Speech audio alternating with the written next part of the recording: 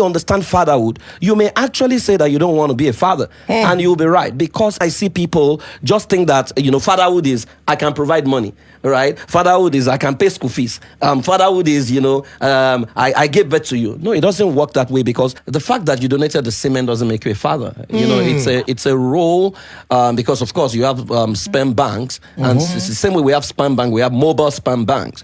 So if a man donates a seed and runs away, that's a mobile sperm bank. You can say he's a father. Every family has got what we call their superpower.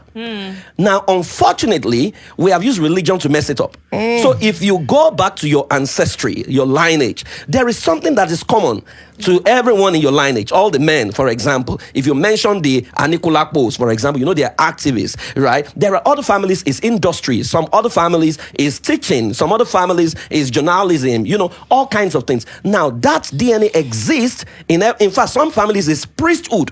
But because someone has told them, your great-grandfather was an Ifa priest, so that is demonic. No. What was an Ifa priest doing in that age and time pre-Christianity? It was standing between man and God. So you will raise children who actually have the DNA of, they are futurists. They can actually see things. Yeah, they are intercessors. It's there in them.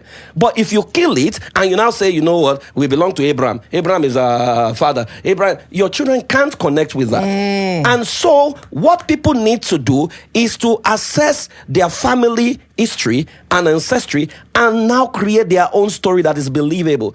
And I'll give you an example. One day I was in the US and I was having a meeting, and it was an all-white meeting. I was the only black man in the meeting. And then it was time for me to introduce myself, and someone just made a racial slur and said, "Black man, introduce yourself."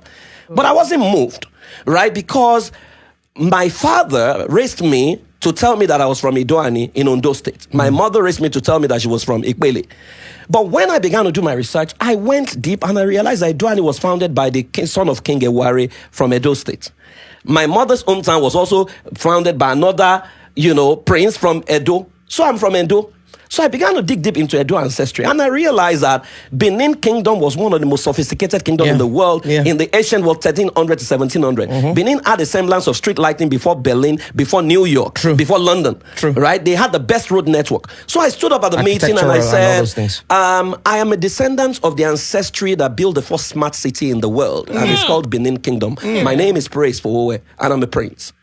The entire room went quiet. During tea break, everyone came to me to say, "Can you tell us more about Benin Kingdom?" I said, "Google is your friend. Check it." And so they started asking me, "What about the Benin world? Is it still standing?" And blah, blah, blah, blah, blah. Right. Why was I able to do that? I tapped into my ancestry. I knew who I was. And so whatever you call me, because if you don't dictate to people what they should call you, they will call you anything. They'll call you anything. When I see people make statements like, a man that doesn't have 30 million cannot date me, I'm asking, how much do you have?